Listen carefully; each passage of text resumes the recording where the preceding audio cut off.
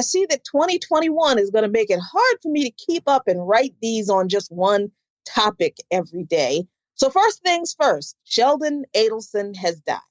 Okay, now on to impeachment. Now, I thought that Democrats would have been moved to at least vote on the article of impeachment on the same day that they introduced it, seeing as how this is such a gravely important step for them to take.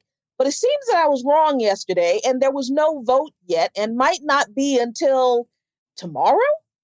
It seems that the House will vote on a resolution to urge Vice President Mike Pence to invoke the 25th Amendment, which I doubt very seriously that he will do. But if he does it, I will eat vegan cheese. And you need to know that I really love cheese. And when he does not, like I said, I don't think he's going to do it, then the House will vote at 9 a.m. tomorrow morning on the impeachment resolution. At least that's the plan so far that I know of. Now, I don't know if this is a procedural thing that dictates that this impeachment was handled in this way, but I feel like if the members of the House of Representatives were deadly serious about impeaching Trump, why not stay in that chamber after the Electoral College process was finished on Wednesday night and whip up that article of impeachment right then? I mean, start that ball rolling that night, Thursday morning, when they got some rest and came back together at the latest. But that's not what they did. So here we are a week later, expecting most of the House Republicans to vote against impeachment, since House Minority Leader Kevin McCarthy is urging Democrats not to impeach, and he's proposed revising the Electoral Count Act of 1887, which is the law that lays out the electoral certification process, as well as proposing a draft of some unnamed legislation to promote quote unquote voter confidence. A couple of things here. How long have we been saying that the Electoral College is garbage? How many decades? Probably centuries. But it took a riot of Trump supporters, white people mostly, and 5 deaths for the Republicans to realize that the Electoral College is a problem. And Kevin McCarthy and his Republican ilk weren't interested in voter confidence among poor, Black, and other voters affected by decades of Republican voter suppression. It's only when their white constituents feel slighted in a process that wasn't actually unfair to them that they suddenly care about voter confidence and election integrity, which means they actually don't care still. And as far as the Senate is concerned, Mitch McConnell said he won't even reconvene the Senate until January 19th. So they won't even hold the hearings required if the House does vote to impeach, which of course is what Mitch McConnell wants. See, he's not interested in actually holding Trump accountable in any way, regardless of what anybody in the Senate wants, or the House for that matter. He wants to get the Democrats back for that 2 years of impeachment business over that silly Russiagate foolishness. See, McConnell absolutely wants to hold off any Senate hearings on impeachment until after Biden is sworn in, so that the first 100 days of Biden's presidency can be taken up by another impeachment hearing that the Senate is ultimately going to vote not to convict Donald Trump over. Again, I could be wrong. I could be reading this entirely the wrong way. And if it plays out any other way, I will gladly try vegan cheese. You can hold me to that.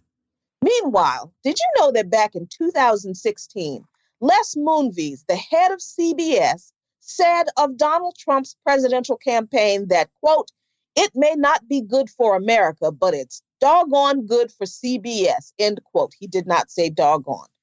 It's true. He actually did say that. And I thought I'd recalled reading some horribly capitalist thing Moonves said in Politico some years back. And sure enough, I checked. And he did indeed call the campaign for the president in 2016 a circus full of bomb throwing, but that he hoped it would continue. Les Moonves went on to say that, quote, "Most of the ads are not about issues. They're sort of like the debates. There's a lot of money in the marketplace." He said that the 2016 campaign was a circus, but Donald's place in the election was a good thing. He said, "Man, Who would have expected the ride we're all having right now? The money's rolling in, and this is fun. I've never seen anything like this, and this is going to be a very good year for us. Sorry, it's a terrible thing to say, but bring it on, Donald. Keep going. Les Moonves said that in 2016. And Donald Trump did keep going. The round-the-clock coverage the media gave Trump that made them billions of dollars helped to spread Trump's vapid message of childish name-calling and toxic American exceptionalist masculinity, xenophobia, racism, homophobia, sexism, and everything else. The Democrats' little Pied Piper strategy to hold him up as the clown that no one in their right mind would vote for, as opposed to Hillary Clinton, backfired as well. And they elevated the clarion call to the worst racist right-wing elements of this country who were always there, but who were looking for political legitimacy and a banner to coalesce behind. And he spread his hate from the Oval Office, Trump did, legitimized by the presidential seal. Like, he's not the only one who did it, but we're talking about him right now. And people who cashed in on the Trump brand kept making money. They kept counting their billions as the children were separated from families at the border, when demonstrators for racial justice and human rights were brutally assaulted by police, and armed white vigilantes across the country this summer confronted them, when the nuclear deal with Iran was voided, when General Qasem Soleimani was assassinated, when NFL players were called SOBs for kneeling for racial justice and human rights, when white supremacists who committed assault and murder in Charlottesville were called good people, on par with anti-racist and human rights demonstrators. They kept counting their money, cashing in on the Trump train until the train ran straight into the U.S. Capitol last week. Through every despicable word and deed, the capitalists who profited from Trump's hate said not a peep.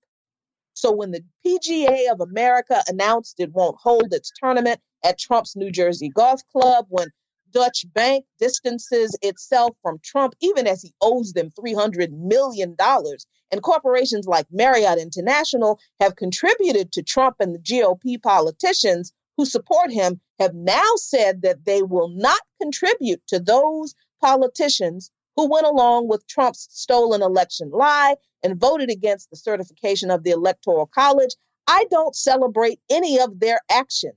These are people who just now decided to distance themselves from this man and his cult, but they were fine with profiting off of the misery and chaos that he and his supporters sowed for 4 years before now. And that, my friends, is the nature and the evil of capitalism, the profit-producing engine that thrives on gross inhumanity. Follow Luqman Nation on patreon.com/LuqmanNation for lots of great content.